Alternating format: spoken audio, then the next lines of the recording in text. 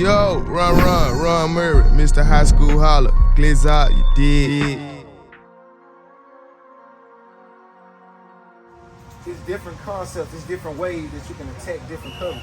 But if you don't understand the coverage, how can you attack it? Ron Murray, another edition of my trainer spotlight, the biggest. Yes, sir. And I had to get, to me, I'm excited about this one. Sure. HBCU legend.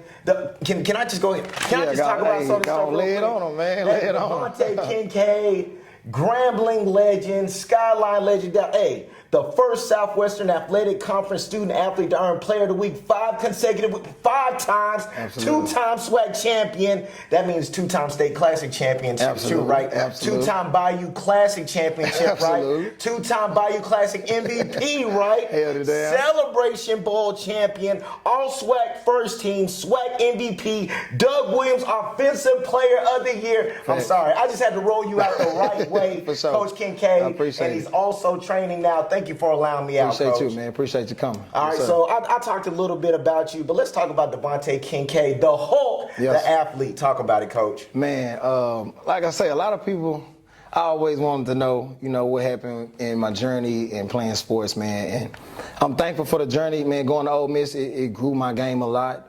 It was a lot of adversity. It was a lot of stuff that I didn't know coming into college. And that's what kind of brought me into training world, into the training world. But me, for as a player, man, I had a lot of grit.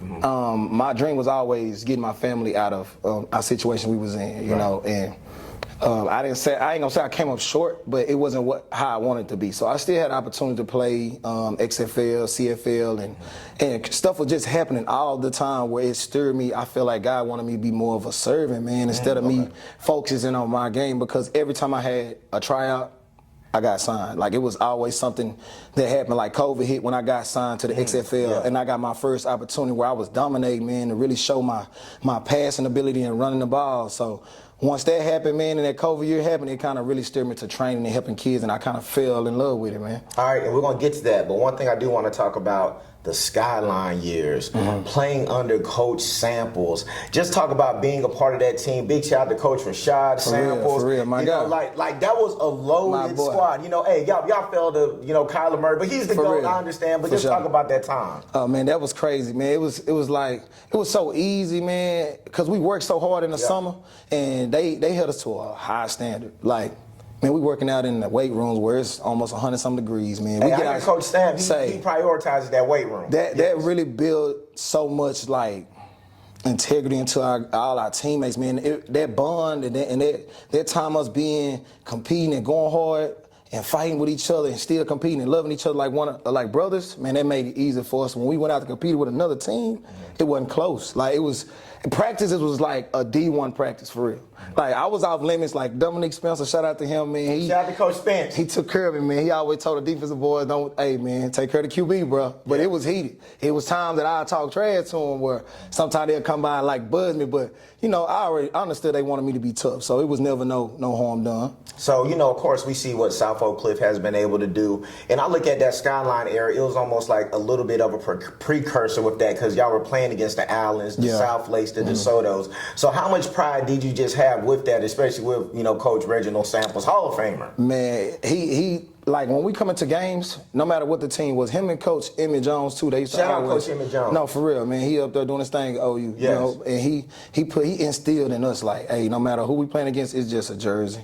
Ain't no names. Like, I went against Mal Gary, we played against Arlington Martin, and we beat them, and it was so crazy. A lot of people was talking about him, and how dominant he is. And like I said, I had Ty Berry, shout out to him. He had Arizona State. Shout out Coach Ty, them, they going one-on-one. Yeah. So I used to tell him, he was a youngster going against, and I used to tell him, man, say, I got you. You got to give me everything you got, and we're going to make it work. So no matter who we went against, no matter how top the talent was, the only times I feel like we really lost in high school because we had mistakes on special teams, especially when we went against Kyler Murray and them. That hurt us a lot, you know what I'm saying? But like I say, man, the bond and the practice and all the times we was competing with each other, pushing each other, going the maximum. I'm talking about right after workouts, we doing 7-on-7. We supposed to be going home. We doing 7-on-7 one-on-ones, and that was just, no coaches had to make us do that. Right. That was player ran always, you know. Okay, so 6'1" on paper. I say that respectfully, right? Yes. 6'1" on paper. Yes, sir. And you talk about the grit that you have. And of course, you are a quarterback. And it's like the juice you bring, you're a different type of quarterback because you don't see that type of energy. Yeah. As you were a quarterback, you know,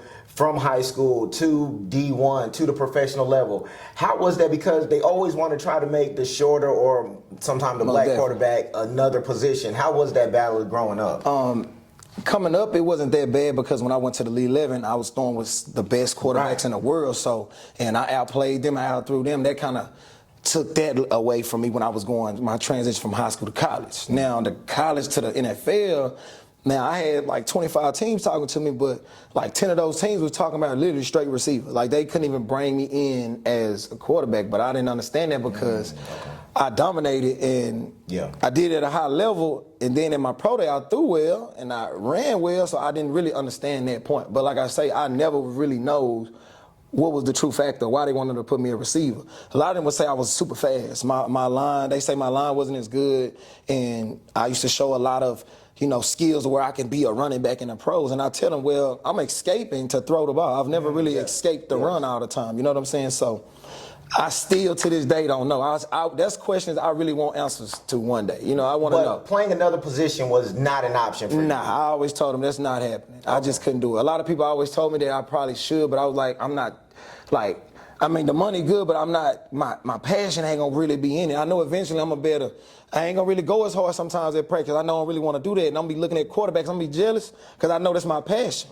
So that was more like something I know I really worked for all my life, man. And like I say, coaches in the league let them know, like I always told them, no matter what, I'm gonna be a quarterback. I always told them, it was on the interview on ESPN, I told them, no matter what my size is, I'm gonna show it, I'm gonna prove it, and I did it, but still came up short for the NFL for some reason. I always feel like it was because they say I was at an HBCU at the time. It wasn't as high at HBCU. But we're going to get to that. Hold on. We're going to get to that. We're going to get to that part. So I do want you to talk about going from Skyline to Ole Miss and, dealing with your injury at that time, because you did get there. You were able to play in the spring game and have success. But just how was that time at Ole Miss, coming out of Skyline? Man, that was a big culture shock for me, too. Okay. Because, like I say, it was a lot of stuff I did not know going into college. But being there and being with, Laquan Treadwell, Lambert Thompson, all these guys that I came in with, we all embraced each other. We kind of helped each other through the process.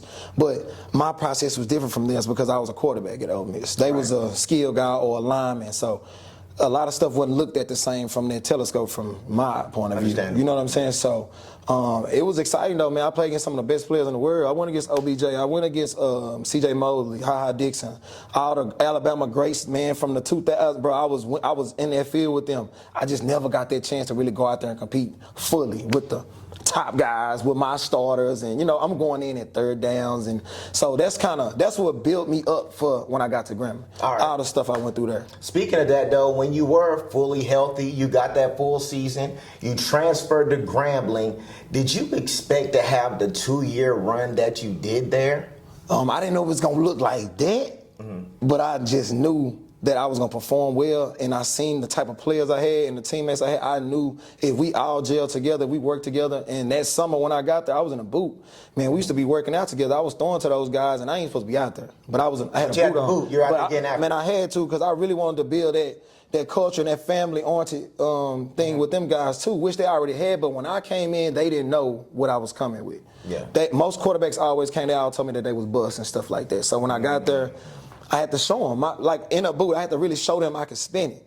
And that's what kind of eased the camaraderie around there. I mean, a lot of people really was saying that I was going to be a bust. So that's what gave me a little bit more fire, too. Because on internet, they saying, PV didn't want me. I was finna go to PV. Right, so that's what I was going to ask you. Like, after Ole Miss, who else could have got you? Was it another P5 program, or did you want to go to HBCU route? Man, it was out of Denton, Texas A&M, and Grambling. Okay. So PV wasn't really in it, but my family was all trying to get me to go to PV, so they reached out to them, and then that's how I got them involved. So then Grambling came out of nowhere. Like, they been talking to me, though. I just wasn't talking to them because I didn't know I was going to go to HBCU. I thought I was going to go back to a big school. Right. I really wanted to play against Ole Miss for real, so. Understandable. But they signed something where I couldn't play in the conference for a year and stuff like that. So I said. The transfer was different back then. Yeah. So I had to go on, make the best decision for me. All right, I ask this respectfully because I feel And things are different now, especially with the transfer portal. Teams are kind of close to the way, people can transfer. But of course, back then it was a bit different, and it would be the thought of,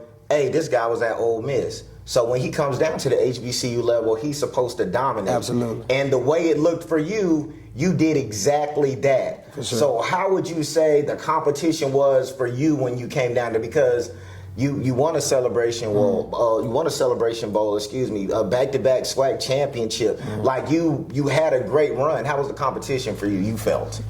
It was certain teams, man. It'd be like in spurts. You know what I'm saying? It'd be like a couple of DBs that transferred down, and it was transfers all over from us. We kind of really started it at Graham, like all big guys, like, because I was reaching out to people.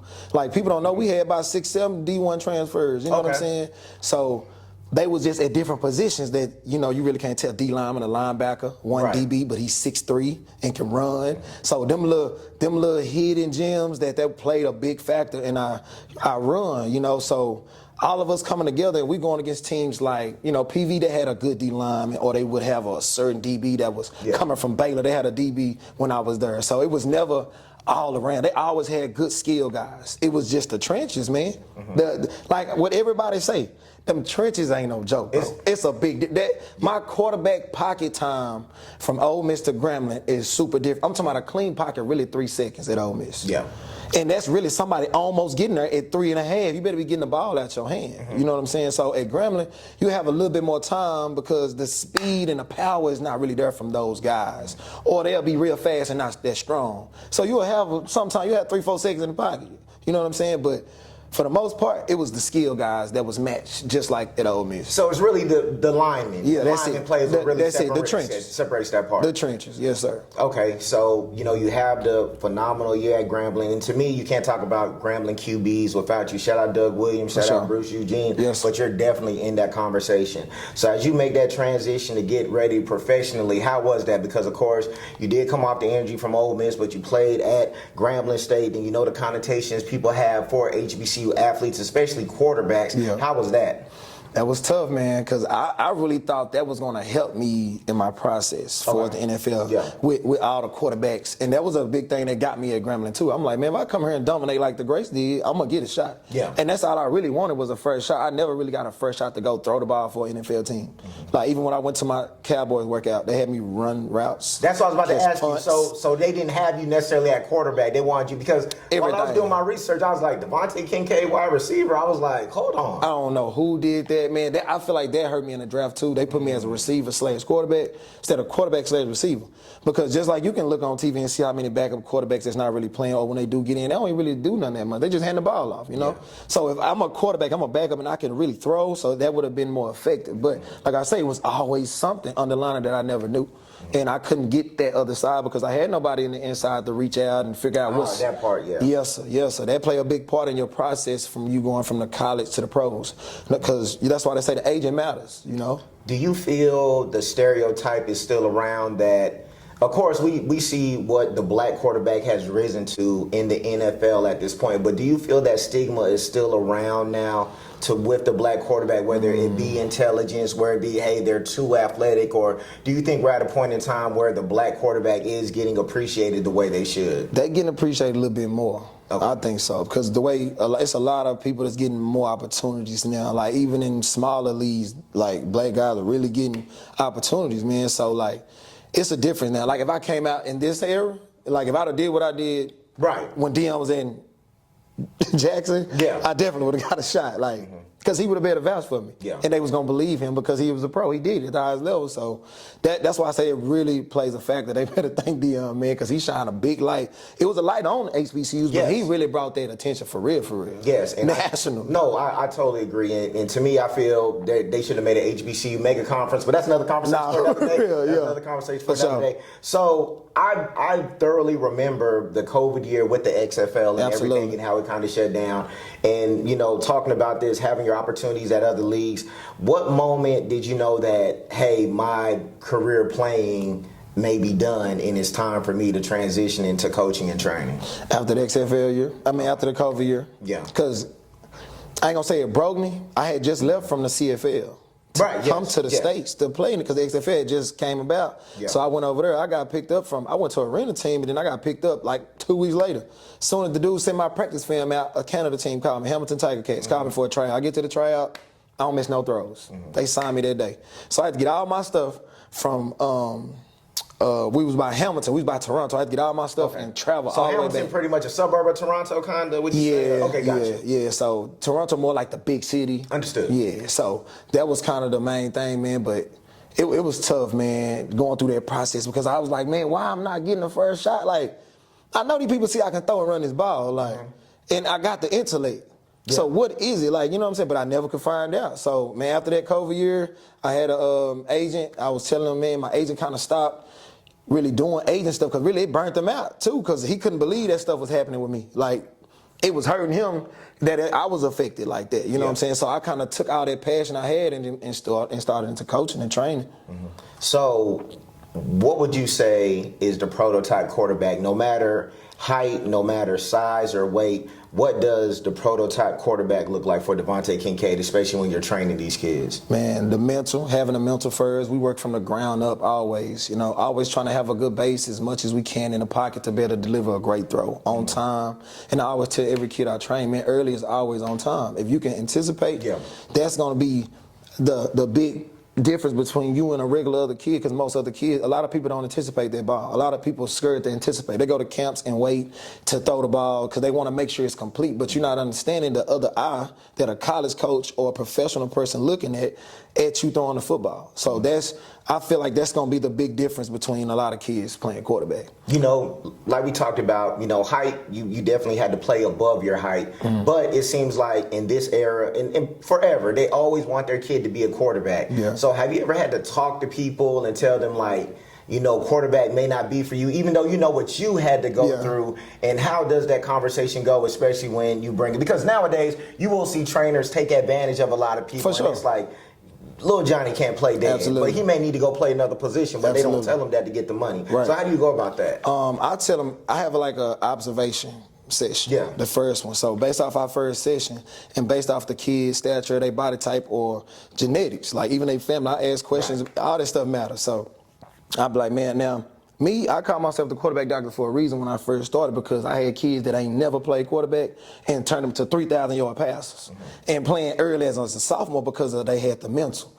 Now, they body type, their parents have to change their body type. Like, you have to really build a quarterback up. If that's what you really want your son to be and that's what he want to do, that's the only way that can happen. Now, a parent just forcing their kid to do it and you know he ain't got the body type, you wasting your money because he ain't going to really get there. He's never going to really grasp the information like that because, like I say, he don't really want it. You want it. So, me personally, I always explain to him, man, I'm going to tell you what could happen and I'm going to tell you what I could do.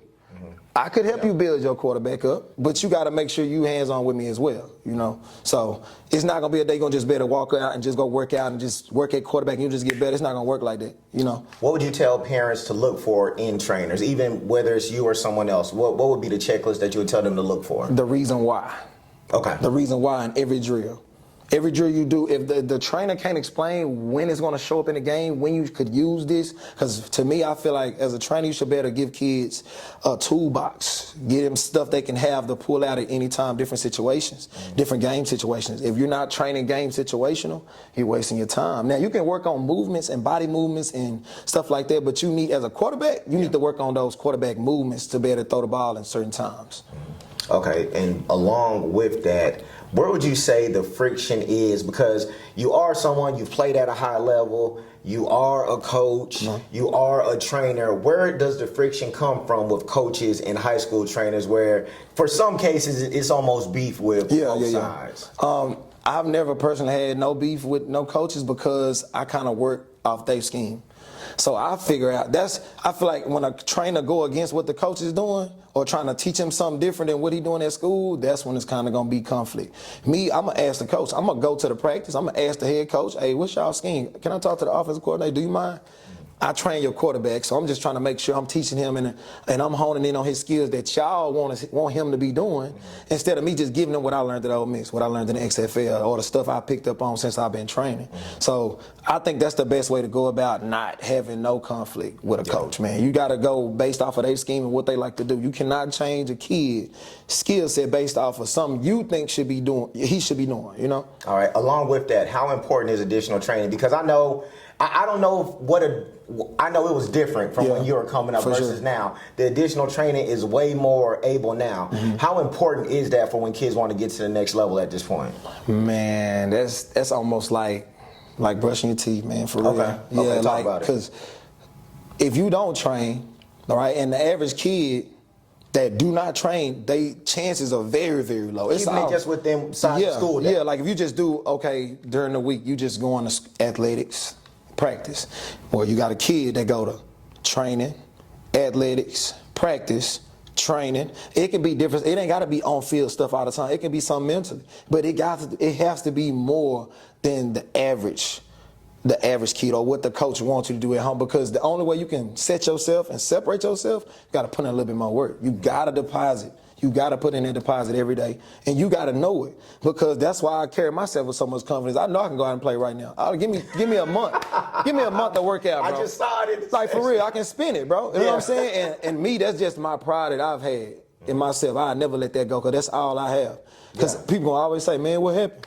And I can show you this. Hey, give me some receivers. I can throw the interference. Whatever they want to do, I'm going to hit every throw. I'm not going to miss, because it's repetition. It's muscle memory. And as I got older, it's just second nature now, man. So if Dak needed you right now, you got some. Man, I can make it happen, bro. I can make it a full season, bro. They'll be like, ain't no way. Yeah. But I do run routes for my quarterbacks all the time. No, too. I saw it. Yeah, I never, you know, I can't get out of shape, man. I ain't gonna lie to you. That's scary. You know what I'm saying? For health reasons too. Okay, and speaking of that, you know, you do have high school kids that you are training, and now in this era of transfer portal, has your training have to change a little bit because of the urgency these kids have to play earlier now with the transfer portal? And what game do you give them with that? Because you transferred, but there was no transfer portal the way it is now. Yeah. So, man, basically mentally, they got to be already prepared. You got to go to college already ready to go, for real. If you don't, you're going to be sitting, because they can get somebody at the transfer portal. So if you're in high school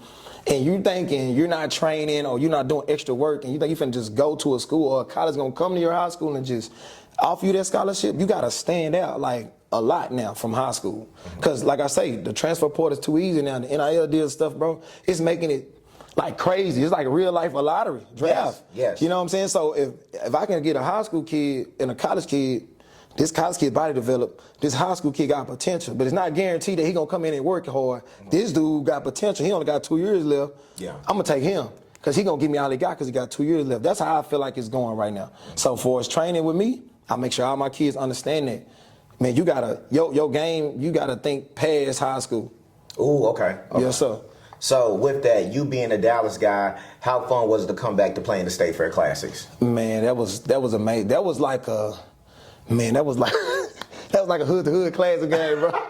Because everybody on both sides. Hey, they on both sides, bro. You know what I'm saying? I had both sides. I knew people on both sides. Yeah. So I run out of bounds on PV side. People talking to me on this side. I'm over on Graham's side. My family, everybody on this side. So it was crazy, man. Yeah. Man, I always told them when I got the ground, I said, man, I can't lose at home, man. Like, that's not possible, man. So that was a blessing, bro. That was fun, man. That's something I could tell my kids, man. Hey, man, we go to this place, man. Hey, I dominated for sure. Like, it wasn't close. I ain't even played the whole game.